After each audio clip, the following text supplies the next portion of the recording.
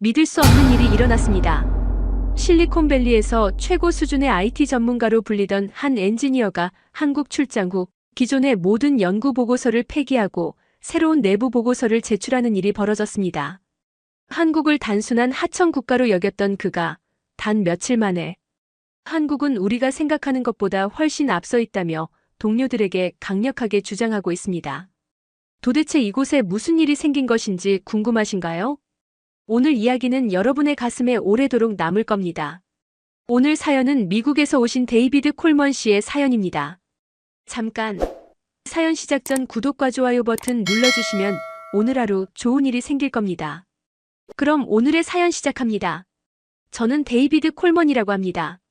미국 실리콘밸리에서 15년 넘게 IT 엔지니어로 일하고 있죠.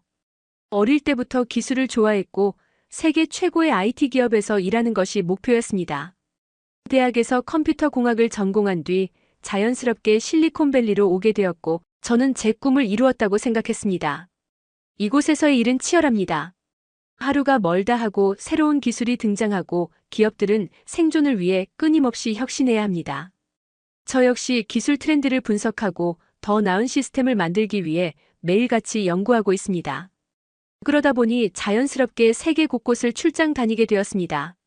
저는 지금까지 미국은 물론 유럽과 일본 등 여러 나라를 방문하며 각국의 IT 시스템을 직접 경험할 기회가 많았습니다.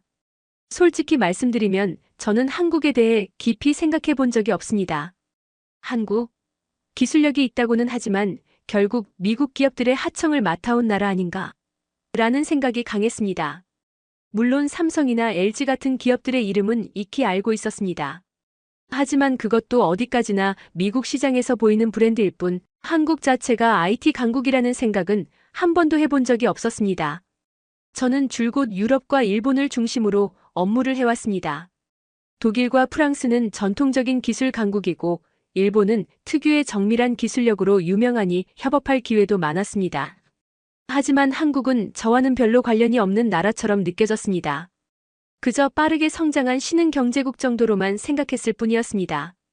그러던 어느 날 회사에서 한국 출장을 다녀오라는 지시를 받았습니다. 새로운 글로벌 프로젝트에서 한국의 대기업과 협업이 필요해졌다는 것이었습니다. 상사는 한국이 이번 프로젝트에서 중요한 역할을 할 것이다라고 설명했지만 저는 솔직히 그 말이 크게 와닿지 않았습니다. 일본이나 독일과 협업하는 것도 아니고 굳이 한국까지 가야 하나 싶었습니다. 하지만 회사에서 결정한 일이니 따를 수밖에 없었고 결국 마지못해 한국 출장을 떠나게 되었습니다. 출장을 준비하는 동안에도 저는 내심 불만이 많았습니다. 유럽이나 일본 출장이라면 그래도 기대가 되는데 한국이라니 정보도 많지 않고 언어도 모르니 출장 일정이 괜히 피곤할 것 같았습니다. 게다가 한국에 가는 비행시간이 상당히 길다는 것도 마음에 들지 않았습니다. 그냥 갔다가 기본적인 업무만 하고 돌아오면 되겠지. 그렇게 저는 한국행 비행기에 오르게 되었습니다. 하지만 이 출장에서 경험한 일들은 제가 생각했던 것과는 너무나도 달랐습니다. 그리고 그 일들은 제 세계관을 완전히 뒤흔들어 놓았습니다. 한국 출장을 위해 비행기 티켓을 예매할 때까지만 해도 저는 마냥 시큰둥한 기분이었습니다. 미국에서 유럽 출장은 익숙했지만 한국이라니 솔직히 말해 제게는 먼 나라처럼 느껴졌습니다. 언어도 낯설고 음식도 입에 맞을지 모르겠고 시차도 심해서 피곤할 게 뻔했습니다. 비행 스케줄을 확인하던 중 저는 자연스럽게 미국 항공사를 선택하려 했습니다. 아무래도 익숙한 곳이 편하니까요. 하지만 회사의 출장 담당자가 일정상 대한항공을 이용하는 것이 가장 적합하다고 말하더군요. 저는 속으로 한국 항공사라 괜찮을까? 라는 생각이 들었습니다. 그래도 하루 정도 타고 가는 비행기인데 별일이야 있겠나 싶어 그냥 티켓을 예약했습니다. 그렇게 저는 생애 처음으로 한국 국적기에 몸을 싣게 되었습니다. 공항에서 탑승 게이트로 이동하는 동안에도 저는 그다지 큰 기대를 하지 않았습니다. 보통 국제선 장거리 비행은 불편한 게 당연했고 13시간 가까이 좁은 좌석에 앉아 있어야 한다는 생각만으로도 이미 피곤했습니다. 하지만 비행기에 탑승한 순간 저는 뭔가 다르다는 걸 바로 느꼈습니다. 승무원들이 밝은 미소로 어서 오십시오라며 인사를 건넸습니다. 미국 항공사에서는 탑승할 때 승무원들이 형식적으로 인사하는 경우가 많지만 한국 항공사의 승무원들은 진심이 느껴지는 표정과 태도로 승객을 맞이하고 있었습니다. 단순히 훈련된 서비스가 아니라 정말로 승객을 배려한다는 느낌이 들었습니다. 좌석을 찾아 앉고 나니 기내가 예상보다 훨씬 깨끗하다는 것을 알 수 있었습니다. 기내 공간 자체가 정돈되어 있었고 좌석에 놓인 담요와 쿠션도 새 것처럼 보였습니다. 미국 항공사에서 흔히 볼 수 있는 낡고 빛바랜 좌석과는 확연히 다른 모습이었습니다. 이륙 후 승무원들이 기내식을 제공하기 시작했습니다. 저는 사실 비행기에서 제공되는 음식은 다 거기서 거기라고 생각하는 편이었습니다. 하지만 대한항공의 기내식을 받아든 순간 저는 예상과는 다른 광경에 눈을 휘둥그레 떴습니다. 이게 비행기에서 나오는 음식이라고. 트레이 위에는 김치, 따뜻한 밥, 정갈하게 담긴 반찬, 그리고 갓 지은 듯한 된장국까지 놓여 있었습니다. 미국 항공사에서 제공하는 기내식이라고 하면 대개 건조한 닭고기 요리나 정체불명의 파스타 정도가 전부였습니다. 하지만 한국 항공사의 기내식은 진짜 제대로 된 한 끼 식사처럼 보였습니다. 승무원이 미소를 지으며 말했습니다. 비빔밥 메뉴를 선택하셨는데 이 소스를 넣고 비벼 드시면 됩니다. 혹시 더 필요한 것 있으시면 언제든 말씀 주세요. 저는 반신반의하며 수저를 들었고 한 입 먹어본 순간 입안 가득 깊고 풍부한 맛이 퍼지는 걸 느꼈습니다. 이게 정말 비행기에서 나오는 음식이 맞나? 싶을 정도로 놀라웠습니다. 옆자리의 한국 승객은 능숙한 손놀림으로 비빔밥을 비비더니 환한 얼굴로 말했습니다. 처음 드셔보시는 거죠? 비빔밥은 비벼야 제맛이에요. 저는 어색하게 웃으며 한 입, 두 입 떠먹었고 어느새 트레이를 깨끗이 비우고 있었습니다. 보통 기내식은 몇 입 먹다가 금방 질려버리는 경우가 많은데 이건 달랐습니다. 식사를 마친 후 승무원이 다가와서 공손하게 물었습니다. 식사는 괜찮으셨나요? 혹시 커피나 녹차 한 잔 드릴까요? 저는 커피를 부탁했고 곧이어 도자기처럼 단정한 잔에 담긴 따뜻한 커피가 제 앞에 놓였습니다. 대부분의 항공사에서는 종이컵에 커피를 따라주는 것이 보통인데 여기는 작은 부분까지 세심하게 신경을 쓰고 있었습니다. 하지만 저를 정말 감동하게 만든 건 서비스뿐만이 아니었습니다. 비행 도중 제 앞좌석에 앉아있던 한 한국인 승객이 실수로 물을 쏟는 일이 있었습니다. 저는 이거 또 소란스러워지겠군 싶었죠.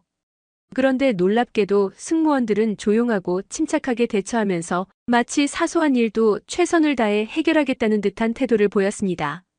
괜찮으세요? 불편하시지 않도록 바로 정리해드릴게요. 승객이 미안해하며 당황한 기색을 보였지만 승무원들은 오히려 신경 쓰지 마세요. 저희가 바로 정리해드릴게요라며 부드럽게 대처했습니다. 저는 그 장면을 보며 문득 생각했습니다. 이건 단순한 친절함이 아니다. 이 사람들은 정말 승객을 배려하고 있구나. 비행이 중반을 넘어서자 기내가 점점 조용해졌고 저도 자연스럽게 잠이 들었습니다. 그런데 잠결에도 저는 승무원들이 하나하나 승객들을 살피면서 불편한 사람이 없는지 조용히 체크하는 모습을 느낄 수 있었습니다. 보통 미국 항공사에서는 승객이 요청을 해야 움직이는 경우가 많은데 여기서는 직접 먼저 다가와 도움을 주고 있었습니다.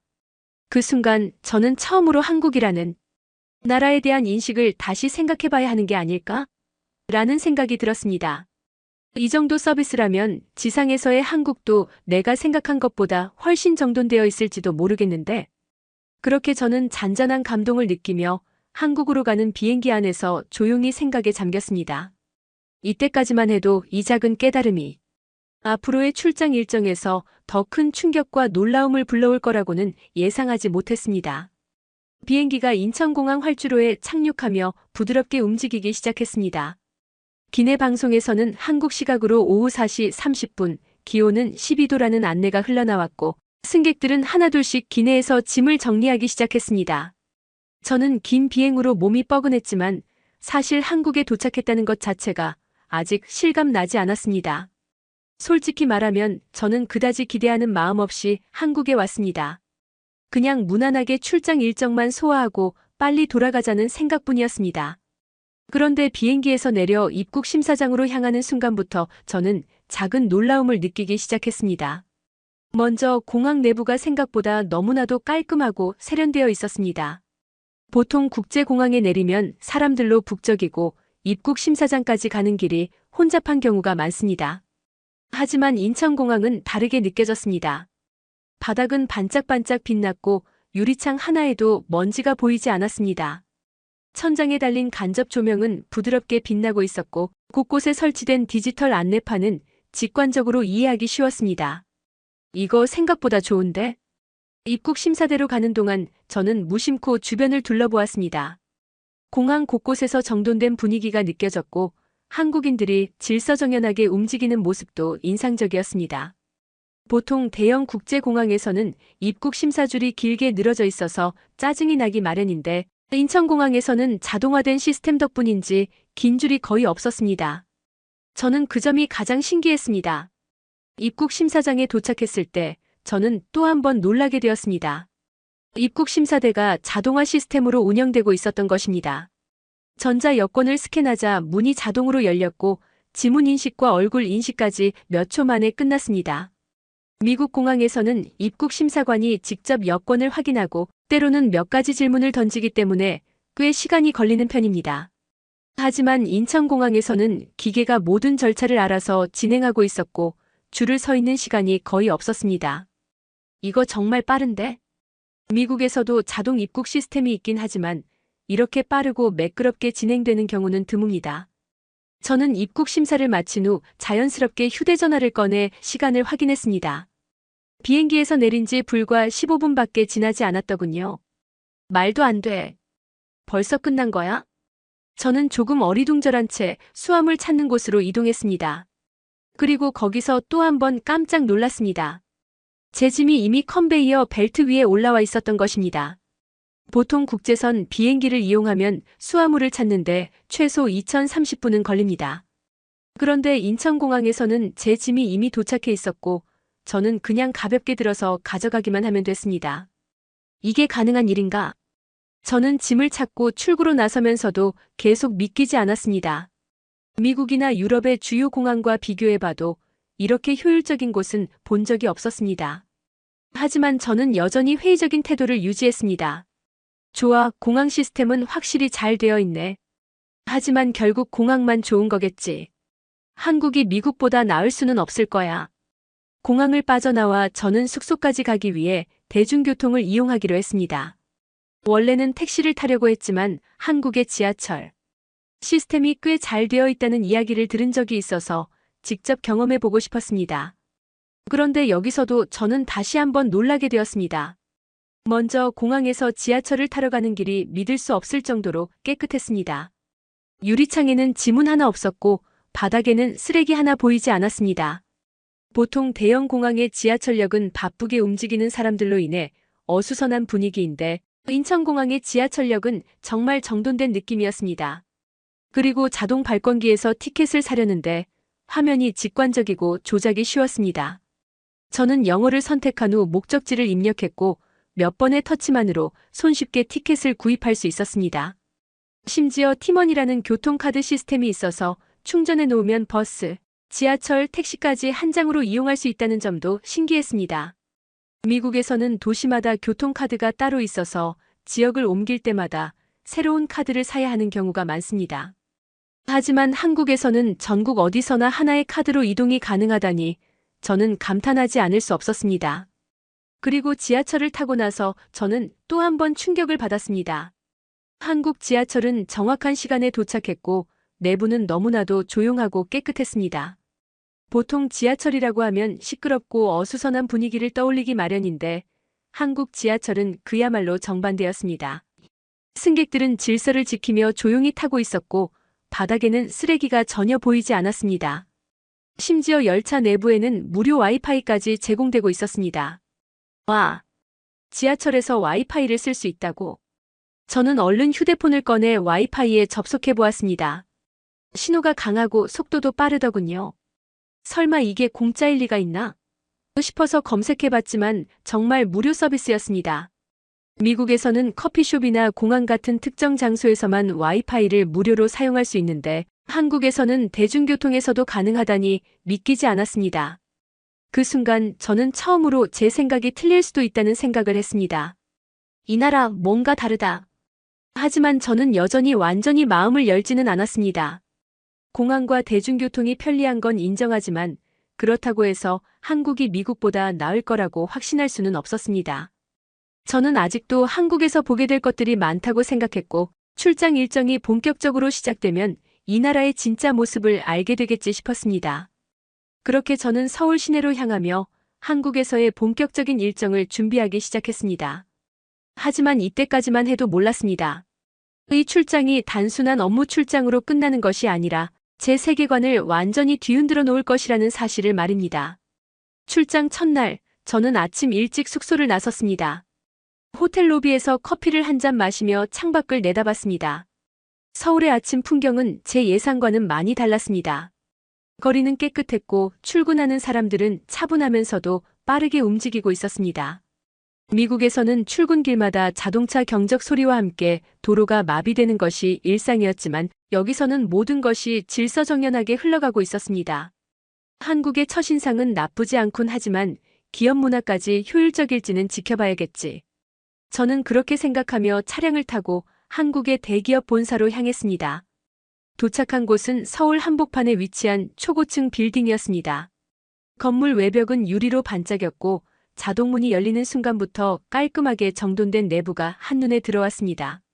로비에는 방문객을 위한 전용 키오스크가 있었고 미리 등록된 제 이름을 입력하자 자동으로 방문증이 출력되었습니다.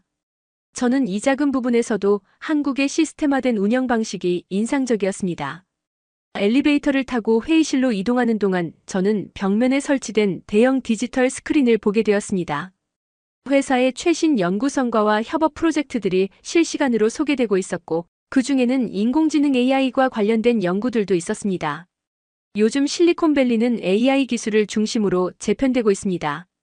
특히 오픈 AI의 GPT 시리즈가 등장하면서 AI의 중요성이 더욱 강조되었고 미국 IT 기업들은 앞다투어 AI 개발에 투자하고 있었습니다.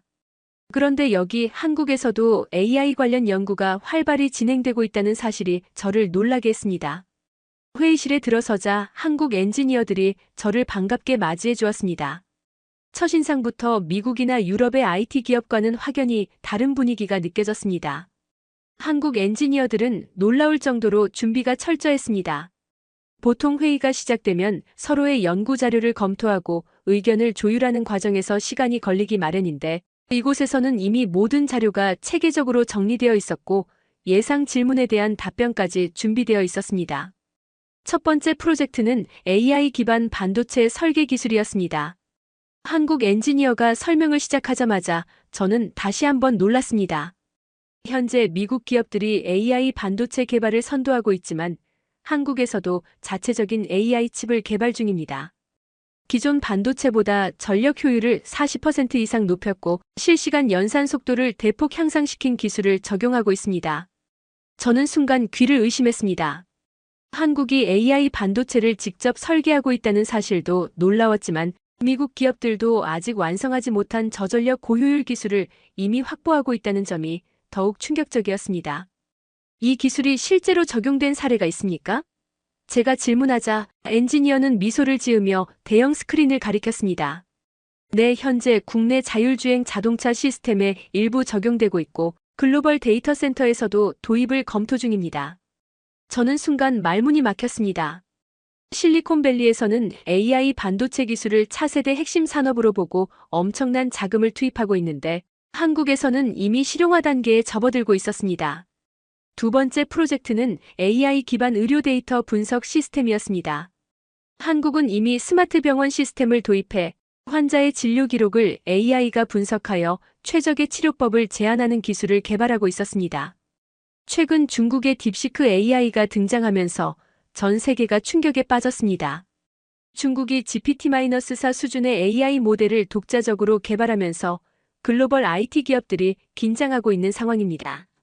하지만 한국에서는 딥시크보다 더 효율적인 의료 AI 시스템을 개발 중입니다. 딥시크 AI의 등장으로 미국 IT 업계는 충격에 빠졌습니다. 그동안 AI 분야에서 중국이 미국을 따라오기는 어려울 것이라고 생각했지만 예상보다 빠른 속도로 성장하며 글로벌 시장을 위협하고 있었습니다. 그런데 한국에서는 이미 중국을 뛰어넘을 기술을 개발하고 있다는 사실이 저를 다시 한번 놀라게 했습니다. 이 AI 시스템이 실제 병원에서 사용되고 있습니까? 네, 현재 서울의 주요 대학병원에서 테스트 중이며 환자의 병력을 분석해 최적의 치료법을 제안하는 데 활용되고 있습니다. 저는 다시 한번 충격을 받았습니다. 한국이 AI 기술을 단순한 연구 수준이 아니라 실제로 산업과 의료 현장에서 적용하고 있다는 사실이 실감났습니다. 회의가 끝나고 점심시간이 되었습니다. 한국 직원들은 저를 회사 식당으로 안내해 주었고 저는 별 기대 없이 따라갔습니다. 사실 미국 IT 기업에서도 사내 식당이 있지만 보통 샐러드바나 간단한 샌드위치 메뉴가 전부입니다. 그런데 한국 기업의 식당은 완전히 달랐습니다. 식당에 들어서는 순간 저는 또 한 번 놀랄 수밖에 없었습니다. 이곳은 마치 고급 레스토랑 같았습니다. 깔끔한 인테리어, 정돈된 테이블, 그리고 각종 음식을 담은 코너들이 한눈에 들어왔습니다. 오늘의 메뉴는 한식, 중식, 양식이 준비되어 있습니다. 원하는 걸 선택하시면 됩니다. 저는 한식 코너로 향했고 눈앞에 펼쳐진 음식을 보고 말을 잃었습니다. 비빔밥, 불고기, 된장찌개, 잡채, 각종 나물 반찬, 그리고 갓 지은 따뜻한 쌀밥. 이게 회사 식당에서 나오는 음식이라고요? 한국 직원들은 웃으며 말했습니다. 네, 회사에서 직원 복지를 위해 제공하는 무료 식사입니다. 저는 도저히 믿기지 않았습니다. 미국 IT 기업에서는 직원들이 점심을 사 먹어야 하는 경우가 많고 무료로 제공되는 음식이라고 해봐야 샐러드나 빵이 전부입니다. 그런데 한국에서는 따뜻한 밥과 국, 신선한 반찬들이 정갈하게 차려져 있었습니다.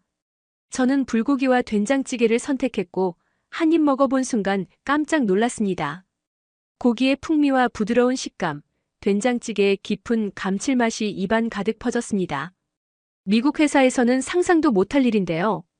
이렇게 건강한 식사를 무료로 제공하다니 직원들이 정말 만족하겠어요. 네, 한국에서는 식사도 하나의 복지 개념으로 운영됩니다. 건강한 식사가 있어야 업무 효율도 높아지니까요. 저는 속으로 생각했습니다. 이 나라, 정말 내가 알던 곳이 맞나? 이제야 저는 조금씩 깨닫기 시작했습니다. 한국은 단순한 신흥경제국이 아니었습니다. 이곳에는 세계 최고 수준의 기술력, 효율적인 업무 시스템, 그리고 직원 복지를 고려한 세심한 문화까지 갖추어진 나라였습니다. 이때까지만 해도 저는 아직 한국의 진짜 모습을 다 보지 못했습니다. 하지만 앞으로 남은 일정 속에서 저는 더욱 놀라운 일들을 마주하게 될 것이었습니다. 출장이 계속될수록 한국이라는 나라에 대한 저의 인식은 점점 달라지고 있었습니다. 기업 문화, IT 기술, 그리고 직원 복지까지 모든 것이 예상과는 전혀 달랐습니다. 하지만 그럼에도 불구하고 저는 여전히 한 가지 의심을 품고 있었습니다. 이 모든 것이 겉으로만 번지르르한 건 아닐까? 한국이 시스템적으로 잘 갖춰져 있다는 것은 인정할 수밖에 없었지만 결국 완벽한 나라란 존재하지 않는 법이니까요. 그날 저는 업무를 마친 뒤 잠깐 서울 시내를 돌아보기로 했습니다. 출장 기간 동안 업무 일정이 너무 빡빡해서 한국이라는 나라를 직접 체험해 볼 기회가 많지 않았거든요. 그래서 호텔 직원에게 추천을 받아 강남의 한 쇼핑몰을 방문하기로 했습니다. 쇼핑몰 내부는 마치 미래 도시 같았습니다. 자동 계산 시스템, 키오스크를 이용한 무인 결제, 그리고 빠른 속도의 무료 와이파이까지 미국에서도 이런 시스템을 도입한 곳이 있긴 하지만 이곳에서는 모든 것이 완벽하게 작동하고 있었습니다. 저는 기념으로 작은 전자기기를 하나 구입한 뒤 카페에 들러 커피 한 잔을 마시며 서울의 분위기를 느끼고 있었습니다. 그런데 그 순간 갑자기 심장이 철렁 내려앉았습니다. 주머니에 있어야 할 휴대폰이 사라진 것이었습니다. 처음에는 가방 안을 다시 뒤져봤습니다. 혹시 다른 곳에 넣어둔 걸까 싶어서 코트를 만지작거리며 다시 한번 확인했습니다. 하지만 아무리 찾아봐도 휴대폰이 보이지 않았습니다. 순간 머릿속이 하얘졌습니다. 설마 잃어버린 건가? 순간 수많은 생각이 머리를 스쳐 지나갔습니다. 미국에서 휴대폰을 한번 잃어버린 적이 있었는데 결국 찾지 못했던 기억이 떠올랐습니다. 뉴욕에서 핸드폰을 잃어버렸을 때 경찰서에 신고까지 했지만 결국 돌아오지 않았죠. 그때 친구가 했던 말이 아직도 생생합니다. 미국에서 스마트폰을 잃어버리면 그냥 새로 사는 게 답이야. 한국이라고 다를까? 저는 불안한 마음을 안고 다시 쇼핑몰을 한 바퀴 돌며 지나온 길을 되짚어 보았습니다. 혹시 테이블 위에 올려두고 나왔을까 싶어 카페 직원에게도 물어봤지만 돌아오는 대답은 보지 못했다는 말뿐이었습니다. 이제야 겨우 한국 출장에 적응하기 시작했는데 이런 일이 벌어지다니 정말 최악이었습니다. 마지막 희망을 걸고 저는 숙소로 돌아왔습니다. 프런트 데스크에서 직원에게 다가가 조심스럽게 물었습니다. 저기 혹시 제가 핸드폰을 쇼핑몰에서 잃어버렸는데 찾을 가능성이 있을까요? 솔직히 저는 기대하지 않았습니다. 하지만 직원은 제 질문을 듣자마자 아주 자연스럽게 말했습니다. 네, 혹시 지하철을 이용하셨나요? 그렇다면 지하철 분실물 센터에 바로 연락해 보시면 될 것 같아요. 그 말에 저는 당황했습니다. 지하철 분실물 센터요? 네, 한국에서는 분실물이 접수되면 체계적으로 관리됩니다. 경찰서에 신고하는 것보다 지하철 센터에 바로 확인해 보시면 찾을 확률이 높아요. 그 직원의 태도는 확신에 차 있었습니다. 마치 한국에서는 분실물이 돌아오는 것이 당연한 일이라는 듯한 표정이었죠. 반신반의하는 마음으로 직원이 알려준 번호로 전화를 걸었습니다. 그리고 놀랍게도 불과 몇 초 만에 직원이 전화를 받았습니다. 네, 서울 지하철 분실물 센터입니다. 무엇을 도와드릴까요? 저는 상황을 설명하며 혹시 제 휴대폰이 접수된 것이 있는지 물었습니다. 그리고 직원은 저에게 몇 가지 질문을 한 뒤 전산을 조회하기 시작했습니다. 그리고 몇 초 뒤 믿을 수 없는 말을 들었습니다. 네, 고객님. 몇 분 전에 접수된 휴대폰 하나가 있는데 고객님께서 설명해 주신 특징과 일치합니다. 네. 제 휴대폰이요? 네, 지금 강남역 역산의 보관함에 보관되어 있습니다. 오셔서 신분 확인하시면 바로 돌려드릴 수 있습니다. 저는 순간 말을 잃었습니다. 미국에서는 상상도 할 수 없는 일이 벌어진 것이었습니다. 이게 가능하다고. 저는 서둘러 강남역으로 향했습니다. 지하철 역무실에 도착하자 직원 한 명이 저를 맞이하며 휴대폰을 확인해 주었습니다. 그리고 몇 가지 정보를 확인한 뒤 제 휴대폰을 제게 건넸습니다. 그 순간 저는 온몸에 소름이 돋았습니다. 단 몇 시간 만에, 그것도 도난당할 가능성이 높은 장소에서 제 스마트폰이 고스란히 제 손에 돌아온 것입니다. 저는 감탄을 금할 수 없었습니다. 이런 일이 정말 가능한 건가요? 역무원은 웃으며 말했습니다. 한국에서는 이런 일 흔합니다. 다행이네요, 무사히 찾으셔서. 저는 한참 동안 그 휴대폰을 바라보았습니다. 미국에서는 상상도 못할 일이 벌어진 것이었습니다. 미국이었다면 이건 이미 중고시장에 팔려버렸겠지. 한국의 기술력과 시민의식이 정말로 이 정도일 줄은 몰랐습니다. IT 시스템이 뛰어난 것은 알고 있었지만 이 나라 사람들 자체가 시스템처럼 움직이고 있다는 느낌이 들었습니다. 이건 단순한 기술이 아니라 문화와 국민들의 질서의식이 만들어낸 결과였습니다. 그제야 저는 깨달았습니다. 한국이 단순히 발전한 나라가 아니라는 것을요. 이 나라는 기술뿐만 아니라 사람들의 의식 자체가 미국과는 완전히 다른 곳이라는 것을요. 그날 밤 저는 호텔방에서 스마트폰을 손에 쥔 채 한참을 생각했습니다. 처음에는 가벼운 출장이라고 생각했지만 한국에서의 경험은 저에게 너무나도 강렬한 충격을 주고 있었습니다. 그리고 저는 아직 한국에서 경험해야 할 것이 더 많이 남아있다는 것을 그때는 몰랐습니다. 출장 마지막 날, 저는 한국에서의 시간을 정리하며 호텔방 창밖을 바라보고 있었습니다. 처음 한국 땅을 밟았을 때는 그저 빨리 업무만 마치고 돌아가고 싶다는 생각뿐이었는데 이제는 이곳을 떠난다는 것이 어딘가 아쉽게 느껴졌습니다. 지난 며칠 동안 제가 경험한 한국은 출발 전 제가 예상했던 것과는 전혀 다른 모습이었습니다. 한국에서는 이런 정이 자연스러운 거예요. 어제 저녁 한국 동료들과의 마지막 술자리에서 들었던 말이 계속 머릿속을 맴돌았습니다.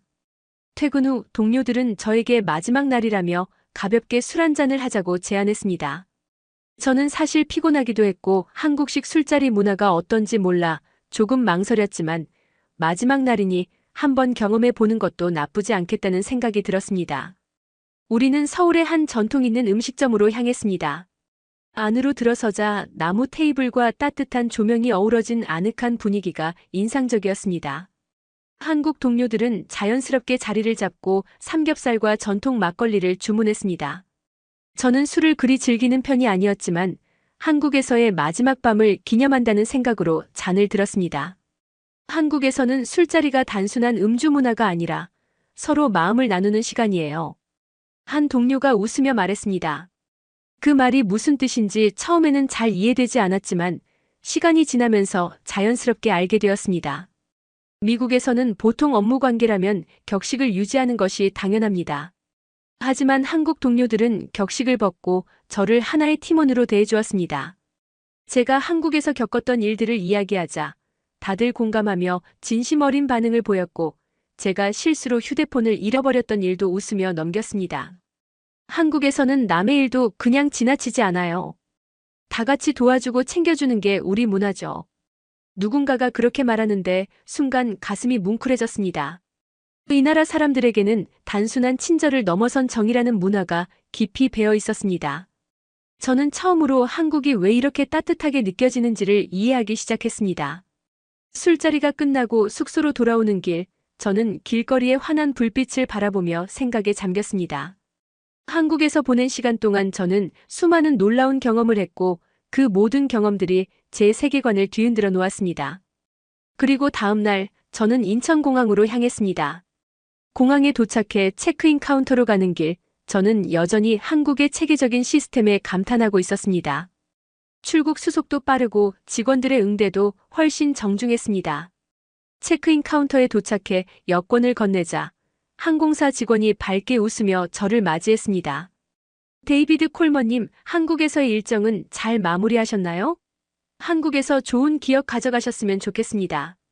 단순한 고객 응대가 아니라 정말로 승객 한 명 한 명을 세심하게 배려하는 태도가 몸에 배어 있었습니다. 그 순간 저는 깨달았습니다. 이 나라가 특별한 이유는 단순히 기술이 뛰어나서가 아니었습니다. 사람들의 마음이 따뜻하고 서로를 배려하는 문화가 깊이 자리 잡고 있었기 때문이었습니다. 탑승 수속을 마치고 비행기에 오르며 저는 창밖을 바라보았습니다. 몇 시간 후면 저는 다시 미국으로 돌아가겠지만 한국에서의 경험들은 절대 쉽게 잊히지 않을 것이었습니다. 비행기가 활주로를 달리기 시작하자 저는 조용히 눈을 감았습니다. 출발 전 저는 한국을 그저 빠르게 성장한 나라 정도로 생각했습니다. 하지만 지금은 다릅니다. 이 나라는 세계 어느 나라보다 앞선 기술과 체계적인 시스템을 갖춘 곳이었고 그보다 더 중요한 것은 따뜻한 사람들의 마음이었습니다. 비행기가 하늘로 솟아오르며 저는 마지막으로 한국의 밤하늘을 내려다보았습니다. 그리고 문득 이런 생각이 들었습니다. 나는 언젠가 다시 이곳을 찾게 될 것이다. 출장자가 아니라 진짜 여행자로. 그렇게 한국에서의 제 시간은 끝났습니다. 하지만 한국이 제 마음속에 남긴 감동은 아마 평생 지워지지 않을 것이라 생각했죠. 미국으로 돌아온 첫날, 저는 회사 건물 앞에서 잠시 멈춰 섰습니다. 여전히 시차 적응이 덜 된 탓인지 아니면 한국에서의 경험이 너무 강렬해서인지 저는 출근을 앞두고도 어딘가 현실감이 없는 기분이었습니다. 문을 열고 사무실로 들어서자 익숙한 풍경이 펼쳐졌습니다. 형광등 불빛 아래에서 동료들이 각자의 책상에 앉아 작업을 하고 있었고 평소와 다름없이 키보드 소리와 전화벨 소리가 사무실을 가득 메우고 있었습니다. 모든 것이 그대로인데 이상하게도 저는 이곳이 낯설게 느껴졌습니다. 자리로 돌아와 노트북을 켜고 출장 보고서를 작성하기 시작했습니다. 출장을 떠나기 전 저는 한국을 그저 발전한 신흥경제국 정도로 생각했었습니다. 하지만 이제는 확실히 알았습니다. 한국은 단순히 성장한 나라가 아니었습니다. 그들은 이미 우리가 배우고 따라가야 할 부분이 많은 세계에서 가장 앞서가는 나라 중 하나였습니다. 저는 보고서의 첫 문장을 그렇게 시작했습니다. 출장 전에 준비했던 기존의 연구 보고서는 더 이상 의미가 없었습니다. 한국에서 경험한 모든 것, 체계적인 IT 시스템, AI 기술의 발전, 질서 정연한 사회 구조, 그리고 기업의 효율적인 운영 방식까지 기존의 고정관념을 완전히 깨뜨리는 내용들이 너무나 많았기 때문입니다. 저는 기존의 보고서를 전부 폐기하고 처음부터 다시 작성하기로 했습니다. 그리고 한국에서 보고 배운 점들을 하나씩 정리하기 시작했습니다. 1. IT 시스템의 체계적인 운영 방식. 한국은 단순히 IT 강국이 아니라 IT 기술을 모든 사회 시스템에 효과적으로 결합한 나라였습니다. 특히 공항과 대중교통, 기업 내부 시스템까지 모든 것이 디지털화되어 있으며 이 모든 것이 완벽하게 작동하고 있었습니다. 미국에서도 디지털 시스템을 도입하고 있지만 한국처럼 사용자 친화적이면서도 효율적으로 운영되는 경우는 거의 없습니다. AI 기술의 엄청난 발전. 실리콘밸리는 AI 연구의 중심지라고 생각했지만 한국에서도 이미 자체적인 AI 반도체 기술과 의료 AI 시스템을 실용화하고 있었습니다. 특히 최근 중국의 딥시크 AI가 세계적으로 주목받고 있는 가운데 한국은 이미 그보다 더 효율적인 AI 기술을 개발하고 있었습니다. 한국은 단순히 연구에 그치는 것이 아니라 실제 산업과 의료 현장에서 AI를 적극적으로 활용하고 있었습니다. 3. 질서 정연한 사회 문화. 한국의 가장 인상적인 점 중 하나는 신뢰 기반 사회라는 것이었습니다. 뉴욕이나 샌프란시스코에서 휴대폰을 잃어버리면 다시 찾는 것은 불가능에 가깝습니다. 하지만 한국에서는 몇 시간 만에 분실된 물건이 정확히 주인에게 돌아오는 시스템이 있었습니다. 이는 단순한 제도 때문이 아니라 한국 사회 전체가 정직과 신뢰를 바탕으로 움직이고 있기 때문이었습니다. 4. 기업의 효율적인 업무 방식. 한국 기업은 업무 속도가 빠르고 디테일한 부분까지 철저하게 신경 쓰는 문화가 자리 잡고 있었습니다. 실리콘밸리에서는 창의성과 유연성이 강조되지만 때로는 이로 인해 프로젝트 진행 속도가 느려지는 경우가 많습니다. 하지만 한국에서는 유연성과 체계적인 프로세스가 조화를 이루며 업무 효율성을 극대화하고 있었습니다. 보고서를 작성하는 동안 저는 스스로 놀라고 있었습니다. 불과 몇 주 전까지만 해도 저는 한국을 기술적으로 발전한 나라 정도로만 생각했지만 지금은 완전히 다른 시각을 가지게 된 것입니다. 점심시간이 되자 몇몇 동료들이 제 자리로 다가왔습니다. 데이비드, 한국 출장 어땠어? 저는 잠시 고민하다가 피식 웃으며 대답했습니다. 너희도 직접 가보면 알 거야. 동료들은 고개를 갸웃하며 물었습니다. 그 정도로 대단했어? 저는 잠시 고민하다가 대답했습니다. 그래, 솔직히 말하면 내가 한국을 너무 과소평가하고 있었어. 동료들은 흥미로운 표정을 지으며 저를 바라봤습니다. 저는 자리에서 일어나 커피를 한 잔 따르고 다시 자리로 돌아왔습니다. 그리고 노트북 화면을 바라보며 마지막 보고서의 결론을 작성하기 시작했습니다. 한국 출장 전 나는 이 나라를 단순한 신흥경제국으로만 생각했다. 하지만 지금 나는 확신할 수 있다. 한국은 이미 우리가 배워야 할 점이 많은 세계에서 가장 앞선 나라 중 하나다. 우리는 한국을 더 깊이 연구해야 하며 그들이 만들어낸 시스템과 문화를 이해하고 적용할 필요가 있다. 그리고 나는 개인적으로 꼭 다시 한국을 방문하고 싶다. 출장자가 아닌 여행자로. 보고서를 마무리한 후 저는 한동안 모니터를 바라보며 생각에 잠겼습니다. 비록 출장은 끝났지만 한국에서의 경험은 제 마음속 깊이 자리 잡고 있었습니다. 한국에서 보았던 밤하늘, 따뜻한 한식, 질서정연한 거리, 그리고 사람들의 정이 머릿속을 스쳐 지나갔습니다. 그리고 저는 결심했습니다. 다시 한국을 방문할 것이라고요. 믿을 수 없는 충격적인 일이 벌어졌습니다. 전 세계에서 가장 비싼 땅을 한국이 차지했다는 소식에 전 세계가 충격에 빠졌습니다.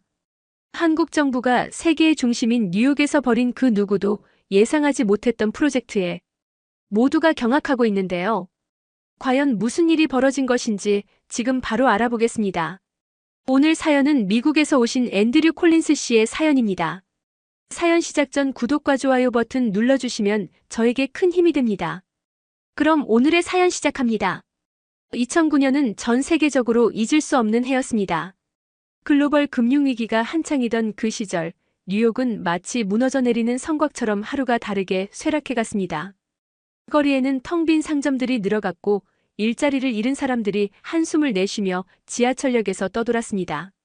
한때 화려했던 맨해튼의 중심부마저도 예외가 아니었습니다. 고급 빌딩은 빌려줄 세입자를 찾지 못해 간판을 내리고 주차장과 공터는 황량하게 방치되었습니다. 그 중에서도 타임스퀘어 인근의 오래된 주차장은 도시의 침체를 그대로 보여주는 상징적인 장소처럼 보였습니다. 그곳은 과거 뉴욕의 심장부로 불렸던 지역이지만 2009년 당시에는 희망이라고는 찾아보기 어려운 폐허 같았습니다. 주차장 바닥은 곳곳이 갈라지고 오래된 콘크리트 벽에는 낡은 포스터들이 바람에 휘날리고 있었습니다. 한때 수많은 관광객들이 넘쳐났던 타임스퀘어도 이 주차장 부지만큼이나 침울한 모습이었습니다. 이런 상황에서 한국 정부가 타임스퀘어 인근의 오래된 주차장 부지를 매입한다는 소식이 들려왔습니다. 그것도 무려 200억 원이라는 거금을 들여서요. 뉴욕 시민들은 물론 부동산 업계까지 깜짝 놀랐습니다. 미쳤군. 경제가 이런 상황인데 누가 여기에 돈을 쓴단 말이야? 사람들은 믿을 수 없다는 반응을 보였습니다. 더 놀라운 것은 그 돈을 들여 주차장을 사들인 목적이었습니다. 뉴욕 한복판에 한국 문화를 알리는 공간을 만들겠다는 것이었죠.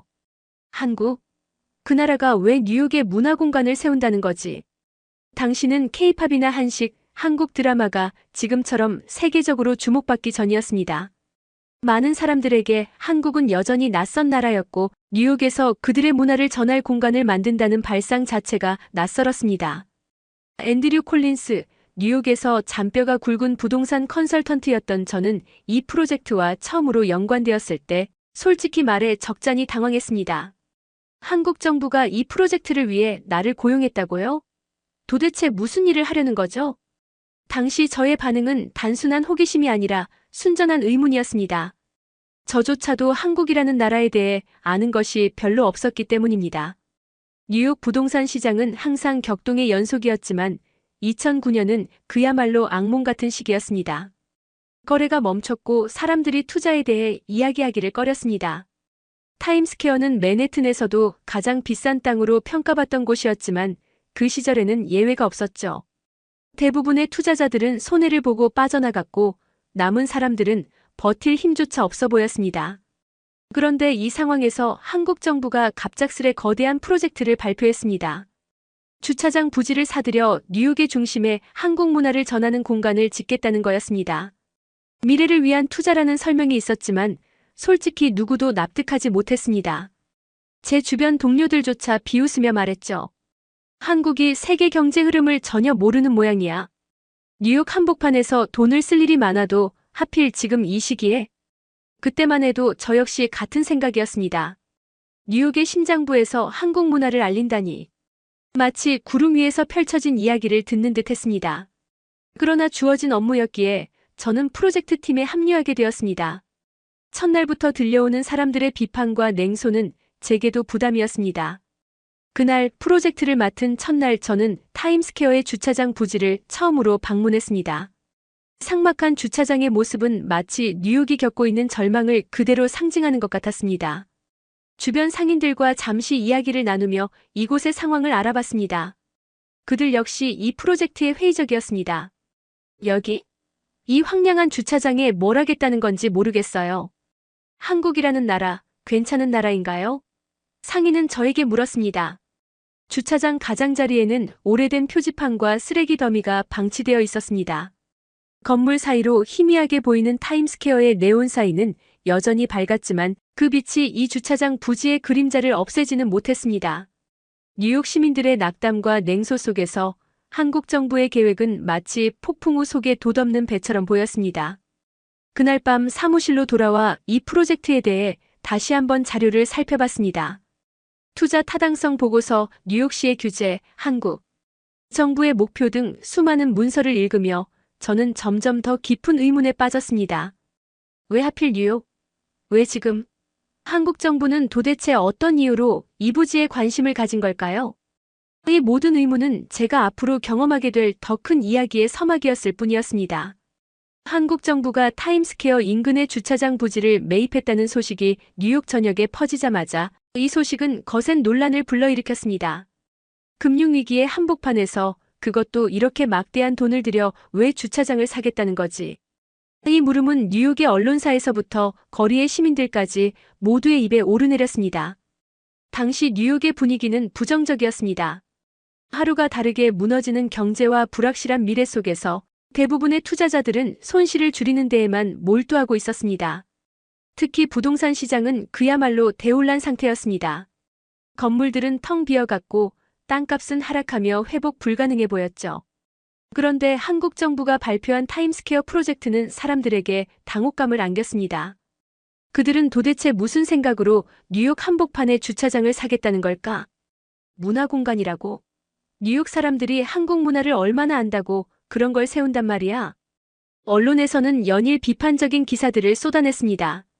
특히 중국계 언론들은 한국의 결정을 강하게 비판하며 공격적인 보도를 이어갔습니다. 한국이 뉴욕에서 과도한 예산 낭비를 하고 있다는 논조는 뉴욕 시민들 사이에서도 점차 회의감을 확산시켰습니다. 이 논란은 뉴욕에서만 그치지 않았습니다. 한국 내에서도 반대의 목소리가 적지 않았습니다. 경제적으로 어려운 시기에 해외 부동산에 거액을 투자하는 것은 위험하다는 지적이 잇따랐습니다. 그 돈으로 차라리 국내 경제를 살리는 데 쓰는 것이 더 낫지 않을까? 라는 여론도 상당했습니다. 그렇다면 현장은 어땠을까요? 저는 프로젝트의 일원이 되어 이 모든 문제의 중심으로 들어가야 했습니다. 타임스퀘어 주차장 부지에 처음 발을 디딘 날, 저는 이 프로젝트가 정말 가능한 일일까 싶을 정도로 회의감이 들었습니다. 부지는 예상했던 것보다 훨씬 열악한 상태였습니다. 오래된 콘크리트는 여기저기 갈라져 있었고 구석에는 방치된 쓰레기가 쌓여 있었습니다. 인근 상인들에게 이 프로젝트에 대해 물었을 때 돌아온 대답은 비판적이었습니다. 여기에서 뭘 하겠다고요? 관광객들이 이곳을 지나갈까요? 그럴 일은 없어요. 이런데 돈을 쓸 거라면 차라리 거리 정비부터 하는 게 낫죠. 이러한 분위기는 단순히 지나가는 말이 아니었습니다. 주변 건물의 소유주들은 한국 정부의 프로젝트에 강한 반발을 표시했습니다. 특히 공사가 시작되면 발생할 소음과 진동이 자신들의 건물에 영향을 미칠 것을 우려하며 법적 대응을 불사하겠다고 나선 것입니다. 여기는 뉴욕입니다. 아무리 돈이 많아도 우리 건물을 흔들면서 마음대로 할 수는 없어요. 이들의 주장은 단순한 협박이 아니라 실제로 뉴욕시의 건축법과 규제에 의거한 것이었습니다. 뉴욕시의 건축 허가 절차는 이미 복잡하기로 악명이 높았습니다. 하나의 허가를 받는데도 몇 달 심지어 몇 년이 걸리는 경우가 허다했으니까요. 그런데 문제가 여기서 끝나지 않았습니다. 프로젝트가 발표된 직후 주차장 부지 주변에서 소규모 시위가 벌어졌습니다. 처음에는 단순히 공사로 인한 불편함을 호소하는 시위로 보였습니다. 그러나 자세히 살펴보니 시위자들의 상당수가 조직적으로 움직이는 듯 보였고 이들 중 일부는 중국계 단체와 연관이 있는 것으로 추정되었습니다. 그들은 피켓을 들고 외쳤습니다. 이 프로젝트는 지역 주민을 무시하는 거대한 착취입니다. 이러한 움직임은 언론의 관심을 끌었고 뉴욕 시민들은 점차 한국 정부의 의도에 의문을 품기 시작했습니다. 그러나 한국 팀은 여전히 낙관적인 태도를 잃지 않았습니다. 그들의 리더였던 김영민 씨는 이 프로젝트는 단순히 건축물이 아니라 한국과 뉴욕을 연결하는 다리가 될 것입니다라고 강조했습니다. 김영민 씨의 열정과 확신은 저에게도 묘한 인상을 남겼습니다. 그들의 열정을 이해하지 못하면서도 동시에 그 진지한 태도가 조금씩 저의 마음을 움직였습니다. 그럼에도 불구하고 초기 프로젝트는 끊임없이 위기에 봉착했습니다. 공사가 시작되기도 전에 뉴욕시의 건축국은 추가적인 서류와 안전 관련 보강 작업을 요구했습니다. 이 과정에서 허가 절차는 점점 더 복잡해졌습니다. 그리고 무엇보다 한국에서 파견된 기술팀과 뉴욕 현지 건설사 간의 문화적 차이는 큰 문제였습니다. 이 설계는 뉴욕의 기준을 너무 무시하고 있어요. 아니요, 이 방식은 우리가 한국에서 이미 성공적으로 사용한 방식입니다. 회의실에서는 이러한 논쟁이 끊이지 않았고 서로의 의견 차이로 인해 공사가 계속 지연되었습니다. 그러나 이런 상황 속에서도 한국 팀은 포기하지 않았습니다. 그들의 태도는 여전히 진지하고 단호했습니다. 우리는 이 프로젝트를 반드시 완성할 것입니다. 이곳은 한국 문화를 전 세계에 알릴 거점이 될 겁니다. 그들의 말은 단순한 선언이 아니라 행동으로 이어졌습니다. 각종 규제를 해결하기 위해 밤늦게까지 서류를 검토하고 인근 주민들과의 갈등을 줄이기 위해 정기적으로 협의회를 열었습니다. 한편 저는 점차 그들의 노력을 이해하기 시작했습니다. 처음에는 이 프로젝트가 무모한 시도처럼 보였지만 시간이 지날수록 그들의 열정과 헌신이 단순한 이상주의가 아니라는 것을 깨닫게 되었습니다. 그들은 정말로 이 일을 성공시키기 위해 최선을 다하고 있구나. 하지만 이 모든 노력이 실제로 결과로 이어질 수 있을지는 여전히 미지수였습니다. 저 역시 마음 한편으로는 여전히 회의적이었습니다. 과연 이 일이 가능할까? 하지만 프로젝트가 초기 난관을 극복해 나가는 과정에서 저는 조금씩 그 답을 찾기 시작했습니다. 그날 이후 프로젝트는 예상치 못한 일들의 연속이었습니다. 가장 먼저 부딪힌 문제는 뉴욕시 건축국의 추가 요구사항이었습니다. 그들은 부지의 지질 상태를 이유로 공사 전 지하 구조물에 대한 정밀 조사를 요구했습니다. 이는 공사 비용의 대폭 상승과 공정 지연을 의미했습니다. 이런 식이면 공사가 시작되기도 전에 예산을 다 써버리겠어. 회의실에서 한 동료가 불만을 터뜨렸습니다. 저 역시 고개를 끄덕이지 않을 수 없었습니다. 뉴욕시의 까다로운 규정을 충족시키려면 추가적인 자금이 필요했지만 프로젝트 팀은 예산의 한계를 이미 넘어선 상태였습니다. 이 와중에 인접 건물 소유주들의 반발은 더욱 거세졌습니다. 그들은 공사가 시작되면 발생할 소음과 진동이 자신의 건물 구조에 영향을 미칠 것이라며 소송을 제기하겠다고 위협했습니다. 이건 단순히 돈 문제가 아닙니다. 우리 건물이 손상된다면 책임을 누가 질 건데요? 한 소유주는 말끝마다 변호사를 언급하며 협박하듯 말을 이어갔습니다. 이 문제를 해결하지 않으면 공사는 한 발자국도 나아갈 수 없는 상황이었습니다. 한국팀은 즉각적인 대응에 나섰습니다. 김영민 씨와 그의 동료들은 인접 건물 소유주들과 직접 면담을 시작했습니다. 설계도와 안전보강 계획을 하나하나 설명하며 그들의 우려를 줄이기 위해 노력했지만 설득은 쉽지 않았습니다. 안전은 말로만 보장되는 게 아닙니다. 만약 문제가 생기면 공사를 중단하겠다는 서면 약속을 하세요. 소유주 중 한 명이 단호하게 말했을 때 회의장은 냉랭한 침묵으로 가득 찼습니다. 그들의 요구를 받아들일 경우 공사 진행 자체가 중단될 가능성이 있었기 때문입니다. 그러나 김영민 씨는 물러서지 않았습니다. 그는 최대한의 안전보강 조치를 약속했고 소유주들이 신뢰할 수 있도록 뉴욕 현지의 건축 전문가와 협력하기로 했습니다. 그날 밤 그는 저를 찾아와 말했습니다. 에릭, 우리가 이 문제를 해결하지 못하면 이 프로젝트는 끝장입니다. 하지만 포기할 순 없어요. 한국 정부는 이 일을 단순한 투자로 보지 않습니다. 이건 우리가 세계에 보여줄 수 있는 자부심입니다. 그의 진지한 말은 제 마음을 흔들었습니다. 그러나 문제는 여기서 끝이 아니었습니다. 공사가 본격적으로 시작되자마자 또 다른 문제가 터져나왔습니다. 부지의 지하에서 오래된 배관이 발견된 것입니다. 이 배관은 뉴욕시 상하수도 시설과 연결된 중요한 구조물이었고 손상될 경우 도시 전체에 영향을 미칠 수 있다는 경고가 나왔습니다. 이 배관은 최소 100년은 된 겁니다. 아주 조심해서 다뤄야 합니다. 현장 감독관이 심각한 표정으로 설명했습니다. 배관을 보강하고 이 문제를 해결하려면 추가 비용과 시간이 필요했습니다. 하지만 이 과정에서 또 다른 갈등이 발생했습니다. 왜 한국팀이 모든 문제를 해결해야 하죠? 뉴욕시의 시설인데 그들이 책임져야 하는 거 아닙니까? 한 한국 엔지니어가 분노를 터뜨렸습니다. 맞는 말이지만 여기서는 그들이 규칙입니다. 우리에게 책임이 전가되지 않도록 최대한 조심해야 합니다. 김영민 씨는 차분하게 팀원들을 진정시켰습니다. 그는 뉴욕시와의 협상에서 합리적인 방안을 도출하기 위해 애썼지만 시간이 갈수록 피로가 쌓여가는 모습이 역력했습니다. 이런 난관 속에서도 프로젝트 팀은 점점 단단해졌습니다. 특히 한국에서 파견된 기술진의 열정은 뉴욕의 현지 팀들에게도 큰 영향을 미쳤습니다. 이건 단순한 공사가 아닙니다. 우리는 한국의 역량을 보여주는 일을 하고 있어요.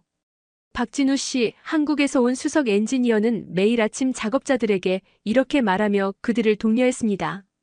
그러나 갈등은 항상 예상치 못한 곳에서 찾아왔습니다. 공사장 주변에서 다시 시위가 벌어진 것입니다. 이번에는 환경단체를 내세운 시위대가 등장해 이 공사가 주변 환경에 악영향을 끼친다는 주장을 펼쳤습니다. 이 공사가 지역 환경을 망치고 있어요.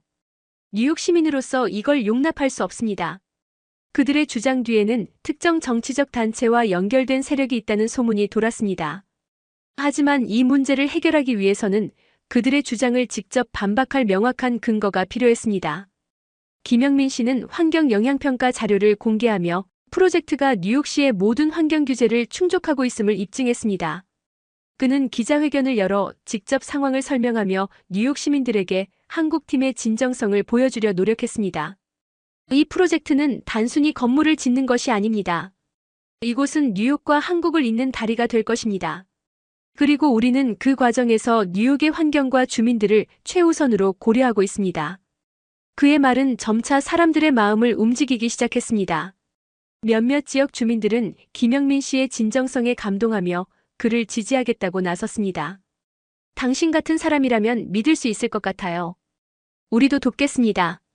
주민들의 이런 반응은 팀원들에게 큰 힘이 되었습니다. 그러나 모든 갈등이 해결된 것은 아니었습니다. 한국 정부가 추가적으로 제공한 자금을 둘러싼 소문이 퍼지며 일부 언론은 이 프로젝트는 한국 정부의 지나친 간섭으로 진행되고 있다며 부정적인 기사를 쏟아냈습니다. 이게 과연 뉴욕 시민들에게 필요한 일이냐는 회의적인 논조는 여전히 많은 사람들에게 의구심을 남겼지만 그 모든 비판 속에서도 한국팀은 묵묵히 자신의 일을 해나갔습니다. 그리고 점차 프로젝트는 모든 난관을 넘어가며 한 걸음씩 나아가기 시작했습니다. 갈등은 하나둘 해결되어 가고 있었지만 여전히 눈앞에는 풀어야 할 산더미 같은 문제들이 남아 있었습니다. 특히 뉴욕시의 공사 허가와 관련한 조건부 조항들이 문제가 되기 시작했습니다. 공사를 재개하기 위해 시는 안전 기준을 한층 더 강화해야 한다고 요구했고 이는 공정 일정에 다시 한번 큰 차질을 가져올 가능성이 있었습니다. 뉴욕시와의 협상은 매번 새로운 장벽과도 같군요. 그들은 끝없이 요구사항을 추가하네요. 건축 담당 변호사가 고개를 저으며 말했습니다. 저 역시 그 말에 동의하지 않을 수 없었습니다. 하지만 김영민 씨는 이를 또 다른 도전으로 받아들였습니다. 그는 뉴욕시와의 협상 테이블에 직접 나섰고 뉴욕 현지에서 경험 많은 건축사들과 함께 문제를 해결하기 위한 전략을 세웠습니다. 우리가 조금 더 신뢰를 쌓을 수 있다면 그들이 원하는 것을 넘어서 우리의 진정성을 보여줄 기회가 될 겁니다. 김영민 씨는 피곤한 기색도 없이 팀을 독려하며 밤낮 없이 회의에 매달렸습니다. 이 와중에 프로젝트에 대한 외부의 부정적인 관심은 계속됐습니다. 특히 주변 부동산 업계에서는 한국 정부가 이 부지에 과도한 돈을 쏟아붓고 있다는 이야기가 돌기 시작했습니다. 이 공사는 완공되기 전에 이미 손해를 보고 있는 거 아닙니까? 한국 정부가 돈을 버리는 겁니다.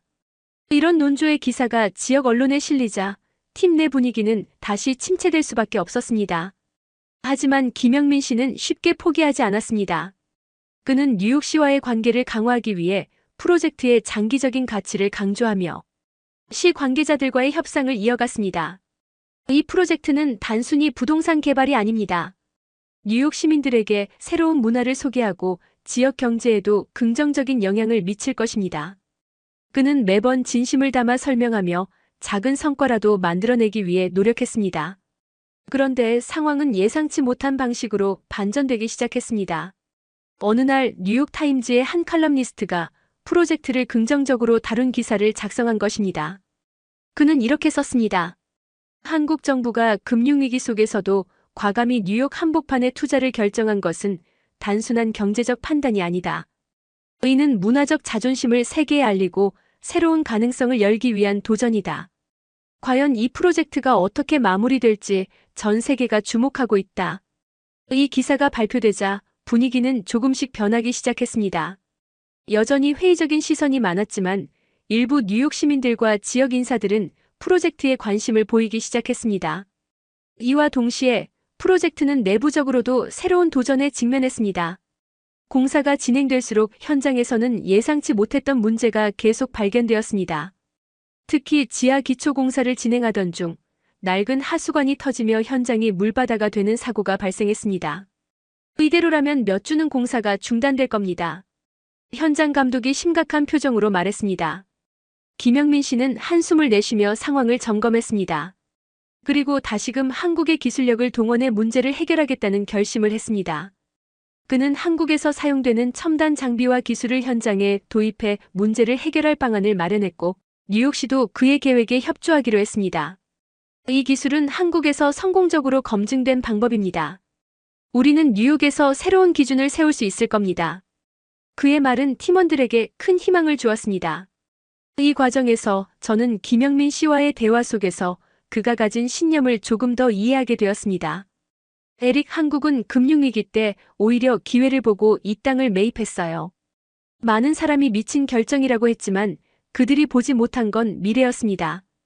우리가 지금 이 도전에 성공한다면 전 세계가 한국을 새로운 시각으로 보게 될 겁니다. 그의 말은 단순히 야망을 넘어서 한국이라는 나라에 대한 자부심과 확신이 담겨 있었습니다. 공사는 점차 안정되기 시작했지만 또 다른 갈등이 불거졌습니다. 이번에는 공사 비용 증가와 관련한 내부적인 의견 충돌이었습니다. 이대로라면 예산을 초과하게 됩니다. 추가 지원이 없다면 공사를 중단할 수밖에 없습니다. 재무팀의 경고는 모두를 긴장하게 만들었습니다. 그러나 한국 정부는 추가 자금을 지원하기로 결정하며 다시 한번 프로젝트를 향한 의지를 보여주었습니다. 그리고 이 결정을 통해 팀원들은 한국이 얼마나 이 프로젝트에 진지한지 다시금 실감할 수 있었습니다. 한편 현장에서의 노력과 별개로 주변 지역 주민들과의 관계를 개선하기 위한 다양한 프로그램이 시작되었습니다. 한국팀은 공사장 인근에서 지역 커뮤니티와 협력하여 작은 문화 행사를 열었고, 이는 주민들에게 긍정적인 인식을 심어주기 시작했습니다. 여러분, 이 공간은 단순히 한국 문화를 소개하는 곳이 아닙니다. 뉴욕 시민 모두를 위한 열린 장소가 될 것입니다. 김영민 씨의 진심 어린 말은 주민들에게 점차 신뢰를 주었고, 이는 프로젝트를 둘러싼 분위기를 크게 바꾸어 놓았습니다. 점차 우리는 어려움 속에서도 작은 희망의 빛을 보기 시작했습니다. 하지만 여전히 갈 길은 멀어 보였습니다. 프로젝트는 점차 안정세를 찾아가는 듯 했지만 새로운 도전과 갈등은 끊이지 않았습니다. 이번에는 뉴욕시 환경국에서 추가적인 요구 조건을 내놓았습니다. 공사가 진행 중인 지역 주변의 대기 오염과 소음 수준을 정밀 측정한 결과 기존 기준보다 강화된 환경 규제를 적용해야 한다는 내용이었습니다. 이건 불가능한 요구입니다. 기존 공정 계획을 완전히 바꿔야 해요. 현장 책임자가 회의실에서 망연자실한 얼굴로 말했습니다. 김영민 씨는 깊은 고민에 빠졌습니다. 환경 문제는 지역 주민들과의 신뢰관계에도 영향을 미칠 수 있는 민감한 사안이었기 때문에 이를 단순히 무시할 수는 없었습니다. 뉴욕시가 이 요구를 하는 데는 이유가 있겠죠. 우리가 해결 방안을 찾는 데 주력합시다. 그는 단호한 목소리로 팀원들을 독려했습니다. 한국에서의 지원도 다시 한번 절실해졌습니다.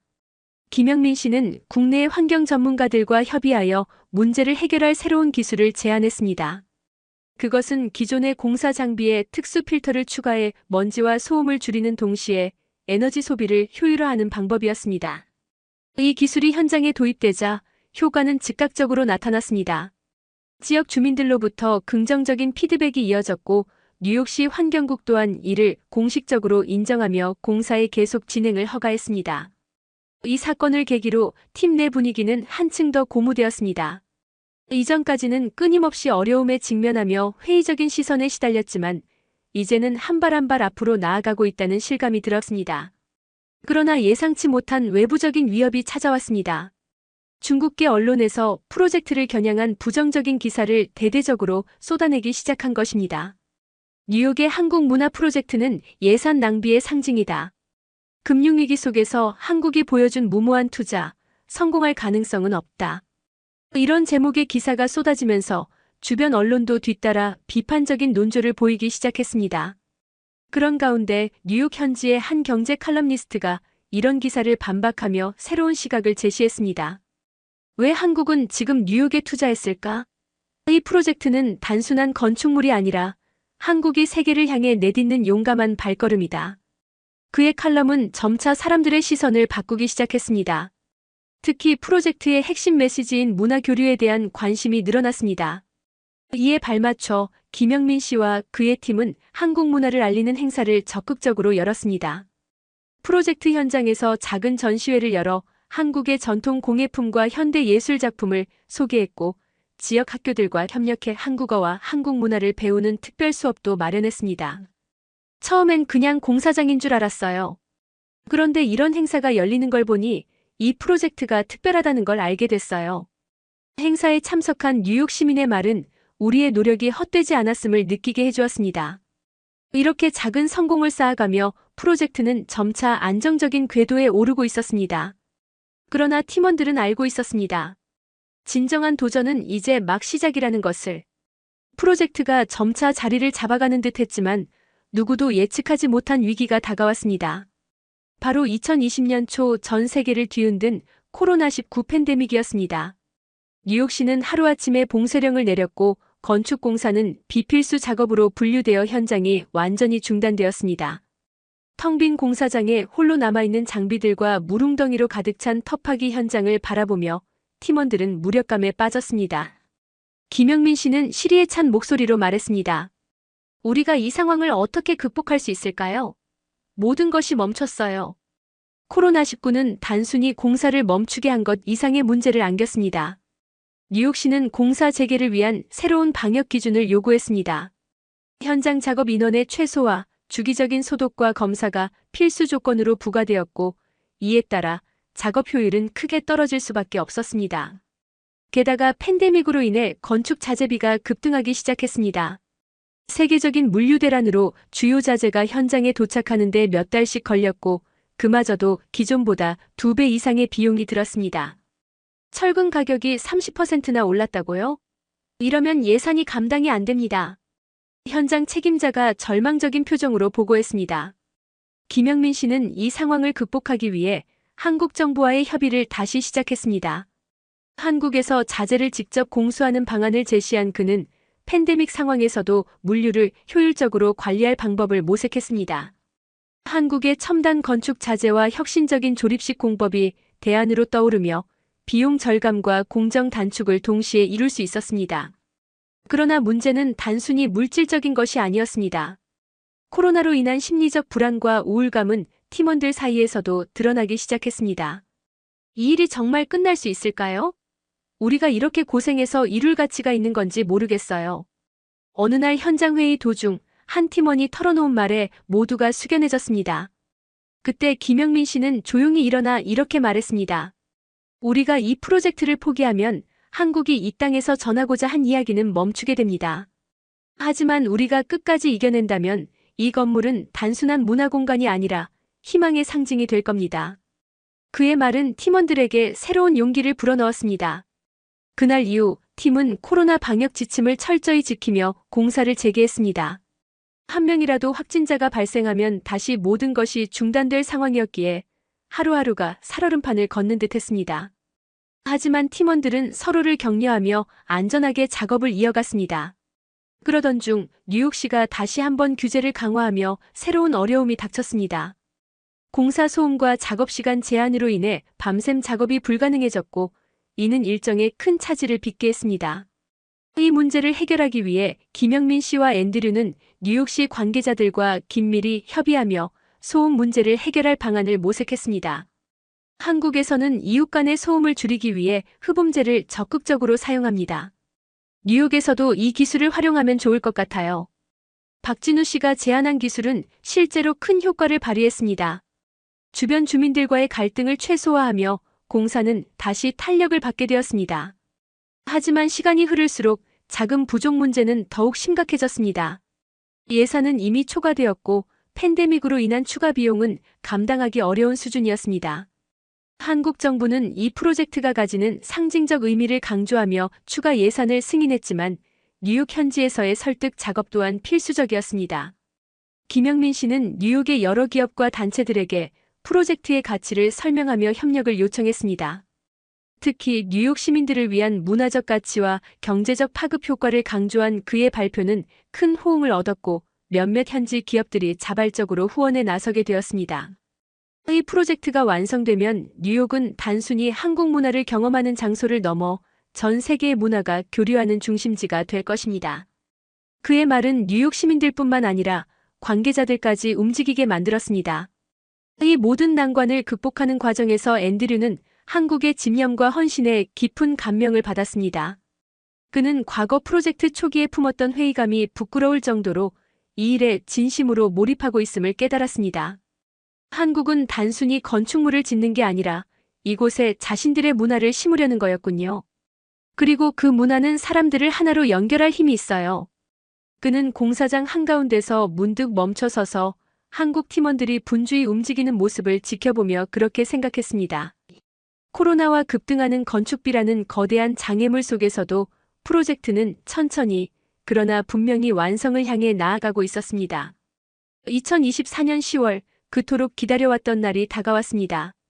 한국문화원의 개관식 준비가 한창인 가운데 맨해튼 한복판에 위치한 이 웅장한 건물은 완공 후에도 여전히 사람들의 입에 오르내리고 있었습니다. 공사가 마무리되던 순간까지도 많은 우여곡절이 있었지만 그 모든 어려움을 이겨낸 뒤 드디어 문화원은 뉴욕이라는 거대한 도시의 심장부에 당당히 모습을 드러냈습니다. 완공된 건물은 말 그대로 한국의 과거와 미래를 아우르는 걸작이었습니다. 외관은 전통적인 현대적인 방식으로 재해석한 디자인으로 맨해튼의 고층 빌딩들 사이에서 독특한 존재감을 자랑했습니다. 건물 내부에는 전통적인 기와 지붕을 모티브로 한 조형물이 설치되었고 외벽은 한글의 조형미를 활용한 패턴으로 장식되어 보는 이로 하여금 한글이 가진 아름다움과 독창성을 느끼게 했습니다. 저는 완공된 건물을 처음 마주했을 때 숨이 멎는 것 같았습니다. 처음 프로젝트에 참여했을 때만 해도 이 일이 이렇게까지 저에게 큰 영향을 미칠 거라고 상상도 못했습니다. 저게 진짜 완성된 거야? 내가 이 일을 맡았던 게 몇 년 전이더라.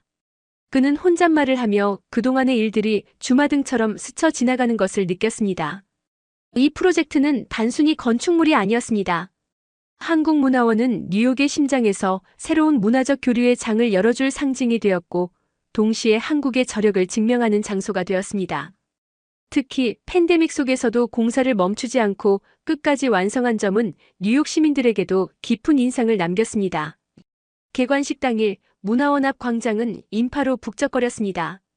정치인과 문화계 인사, 외교관, 그리고 일반 시민들까지 수천 명이 모여들었고 뉴욕 주요 언론들은 개관식 현장을 실시간으로 보도했습니다. 한국 전통 의상을 입은 공연자들이 태평소와 북소리를 울리며 퍼레이드를 시작하자 사람들은 환호했습니다.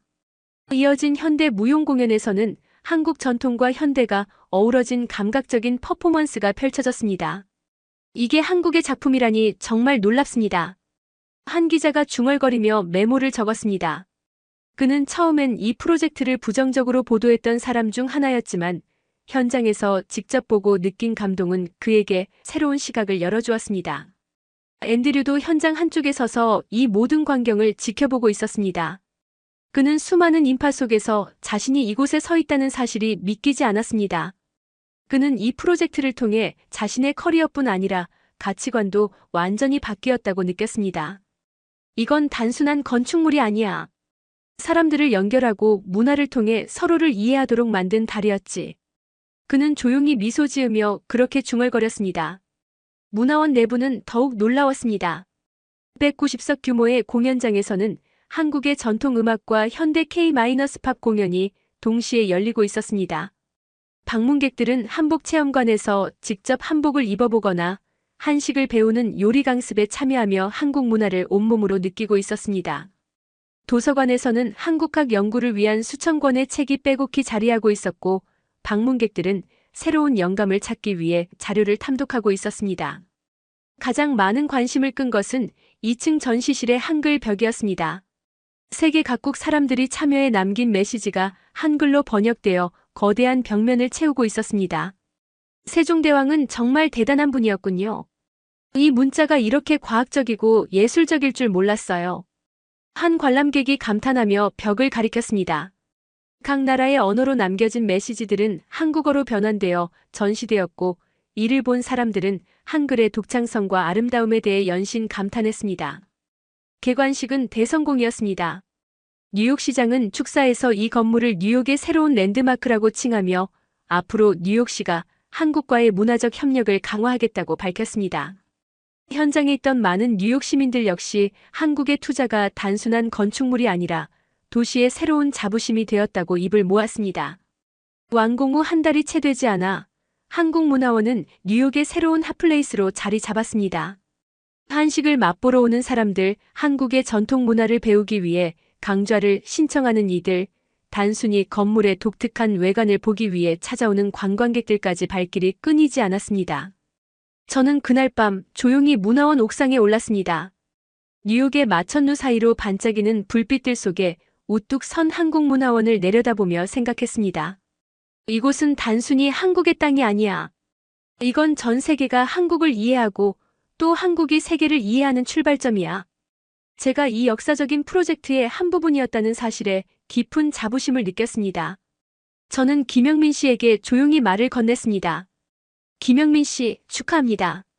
이 프로젝트가 이렇게까지 성공할 줄은 상상도 못했어요.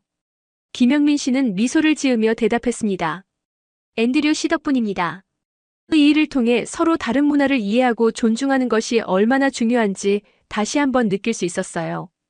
그 순간 저는 이 프로젝트가 단순히 한국 문화를 알리는 것이 아니라 사람과 사람을 연결하고 서로의 가치를 존중하게 만드는 특별한 달이었다는 것을 깊이 깨달았습니다. 2009년 처음 이 프로젝트를 접했을 때 저는 전혀 예상하지 못했습니다. 한국 정부가 뉴욕 한복판에서 아무도 관심을 두지 않던 주차장 부지를 매입했을 때 대부분의 사람들처럼 저도 의아하게 생각했죠. 금융위기 한복판에서 왜 이런 투자를? 이 질문은 지금도 생생합니다. 그때만 해도 이 결정을 이해할 수 없었던 제가 이제는 그 선택이 얼마나 대담하고 현명했는지 인정하지 않을 수 없습니다. 완공 후 한국문화원은 제가 알던 뉴욕과는 전혀 다른 분위기를 만들어냈습니다. 건물 자체만으로도 놀라웠습니다. 한글 패턴으로 장식된 외벽은 단순히 건축미를 넘어 문화적 상징성을 담고 있었고 현대적 감각으로 재해석된 전통 양식은 보는 이들에게 깊은 인상을 남겼습니다. 방문객들의 감탄사가 하루도 끊이지 않았습니다. 이곳은 단순히 한 건축물이 아니었습니다. 매일같이 이어지는 문화 행사와 프로그램들은 뉴욕 시민들에게 한국 문화를 새로운 방식으로 경험하게 했습니다.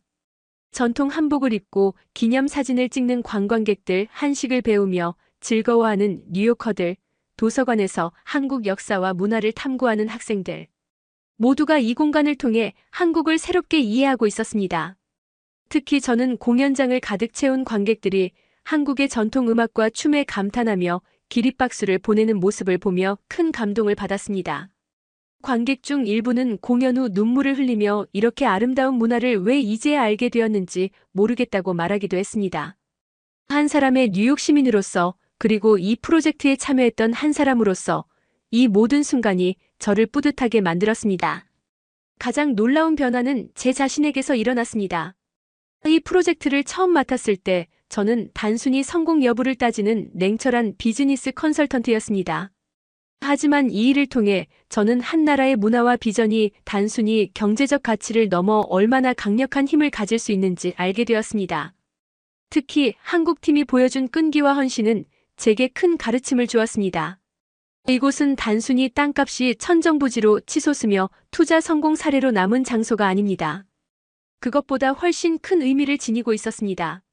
뉴욕 한복판에 세워진 이 문화원은 한국의 자신감과 비전을 보여주는 상징입니다. 이 프로젝트는 어려운 시기를 기회로 바꿀 수 있다는 것을 증명했으며 한국 정부와 팀원들이 가진 놀라운 통찰력을 입증했습니다.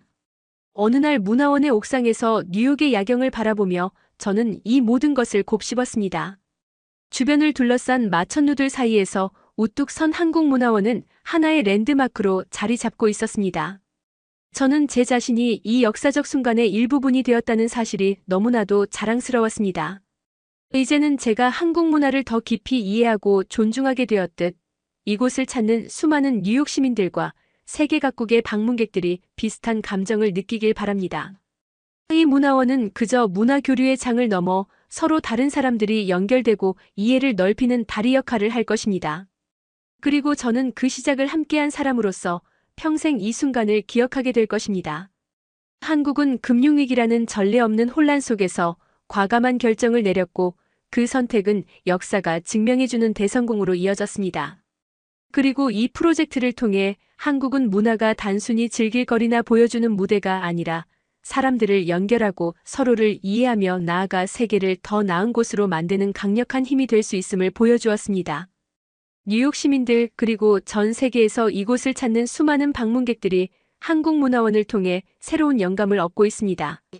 누군가는 전통 한복을 입어보며 한국의 미를 경험하고 또 누군가는 한국의 역사를 배우며 깊은 감명을 받습니다.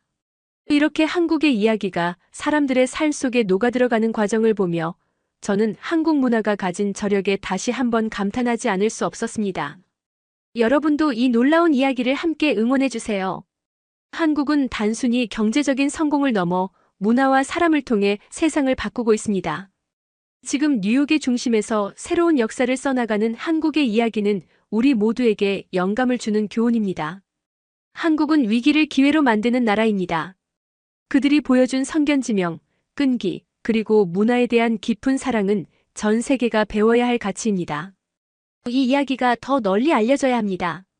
그리고 바로 여러분의 응원이 그런 변화를 이끄는 힘이 될 것입니다. 오늘 사연은 여기까지입니다. 시청해주신 시청자 여러분 감사하고 늘 존경합니다. 오늘 사연이 즐거우셨다면 구독과 좋아요 버튼 눌러주시면 저에게 큰 힘이 됩니다. 사랑하는 시청자 여러분, 행복한 하루 보내세요.